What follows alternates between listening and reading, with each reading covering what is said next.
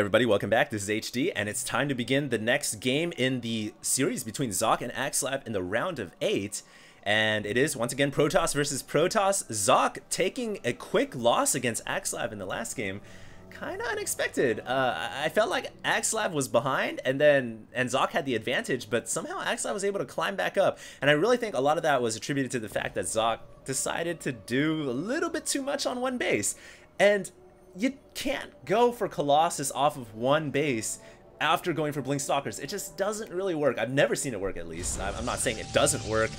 If you're a pro, these guys are very, very good and they know what they're doing. But in my opinion, and from what I've seen of all the games I've casted, I have never seen a transition into one base Colossus work out.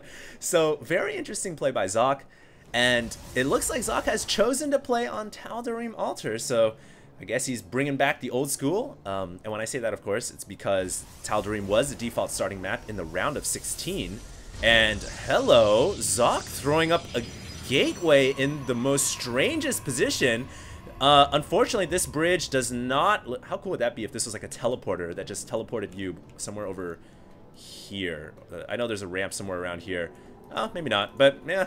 I'm a little interested why Socke decided to throw up his gateway in the corner of his base. Quite often, players will actually throw it up here. So now I'm wondering, is he trying to do some kind of surprise cheese? But why would you cheese your first gateway, and why would you put it there?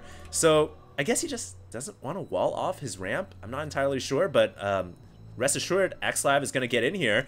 And let me go ahead and pull up those names again. Axslav, once again, will be the red Protoss player. Axslav is going to get in here, and he is going to scout. Immediately, he's going to say, whoa, whoa, whoa, whoa, whoa, what's going on here? And he is going to see the gas, so that's going to put him at ease a little bit, because no Protoss player cheeses proxy gateways and gets gas at the same time. So now he's thinking, what the heck is going on? I need to do better scouting, and he is going to see, okay, you are a very strange one, Socke. You're building your gateway and your cybernetics core at the top left of your base. That's very interesting. And back at Axslav's base, he's saying, you know, I'm building everything super standard. I've got a gateway here. I've got a second gateway coming up.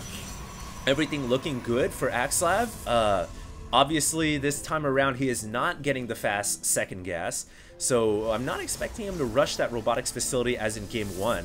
He may go 4-gate. He may 3-gate expo. All of these are obviously possibilities. It looks like he's not going to 4-gate, though, because he is using his chrono boost on his gateway for a stalker rather than his warp gate, but he does have a lot of energy saved up, so we'll see what happens with that energy. Yeah, he's going to be chrono boosting more stalkers out here, and he may do a little bit of early aggression with these stalkers, ladies and gentlemen. Meanwhile, on Socke's side of the map, he has a stalker of his own out, but only one gateway and only one gas. Well, this is certainly interesting. Second gateway now coming up at the 4-minute 30-second mark. Socke here may find himself in a little bit of pressure if Axslav decides to attack with these early stalkers, and he is double chrono boosting out stalkers. Axslav here may be going for this kind of 2-gate double stalker timing attack where you try to overpower your enemy with about 4 stalkers, and if timed correctly, it can do a lot of damage against a Protoss who tries to go for a standard build. Oh, Socke here gonna go for a 4-gate though. So Socke does have this kind of small window where he is vulnerable before all his warp gates are up and running, and Axslav needs to exploit that right away before those warp gates get up and going. He's got about 30 seconds. We can see Cybernetics Core now finishing up that warp gate technology, and these stalkers need to do some serious damage. First stalker now engaging the stalker of Socke, the rest of the stalkers falling from behind, and Socke realizing, okay, that's a lot of stalkers. I just need to fall back and wait for my warp gate technology, and I think that Socke does have enough. Yeah, his warp gates are now finishing, and Axslav will have to turn tail and run away. So, wow. Axslav there trying to be a little bit aggressive with these early warp gates, but I feel like if you're going to do this kind of 2-gate stalker aggression, then you need to throw up your second gateway a lot earlier, and I think Axslav's second gateway may have been a little bit later in terms of doing this kind of early aggression. So it's kind of a half-run aggression, I guess you could say. He wasn't really sure if he wanted to be aggressive or if he wanted to kind of be conservative and expand or drop back into some kind of other tech route. But because of that, now he has a pretty big deficit compared to Socke. Socke's got 4 gateways. He's got a lot more production going. Socke now has his second gas up and running. And I think, once again, Axslav is behind. And remember from game 1, what Axslav did to get out of being behind, he actually went for an earlier expansion.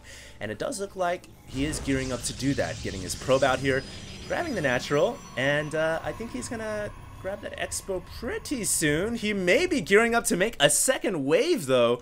As you guys can see, he's got a lot of Chrono Boost energy saved up once again, but he is supply capped right now, so I'm not exactly sure what his plan is. There we go, supply now opening up, and he is throwing up a robotics facility as well. So I think Axslav now gearing up to make another attack. He is not going to be grabbing an expansion anytime soon. He wants to try to break Socke, but Socke has 4 warp gates, so he has 1 additional warp gate over Axslav, and I just don't see this working out.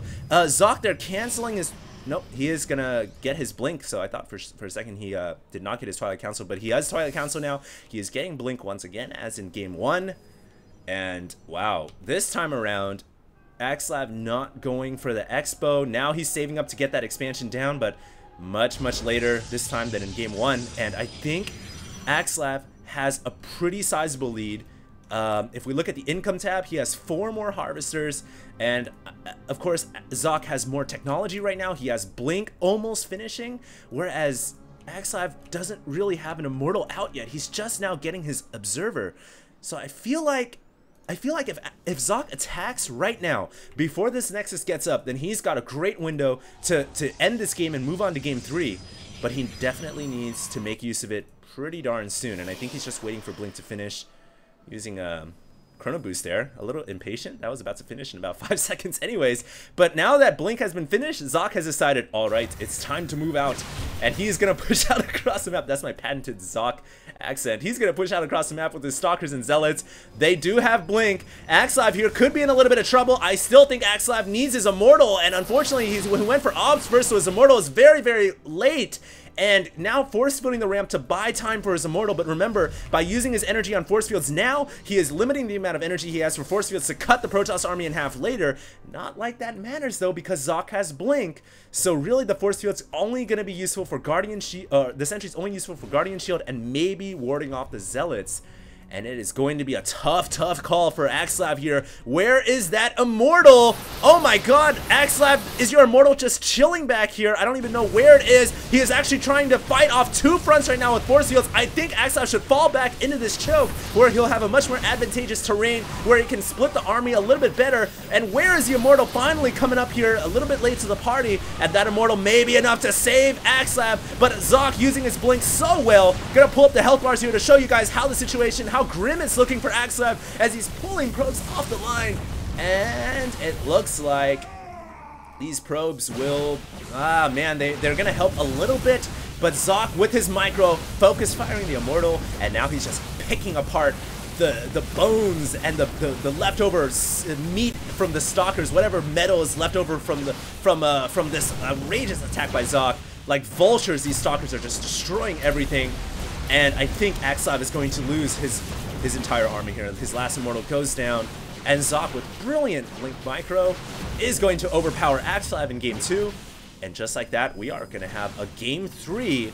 Almost certainly I don't see Axslav coming back from this situation, because there are more Stalkers warping in. One basing this time for Socke, using all of his Chrono Boost on his warp gates as well. And a little bit of a reverse situation. Last game, Axslav was able to win, going for the early natural, and now Socke able to win going for the early aggression against Socke's early natural. So Socke flipping the tables a little bit, should be able to win this game, picks off the last Stalker, and GG calls Axslav. Really nicely played right there, and I'm not going to waste any time here. I don't think there's much to talk about with regards to that game.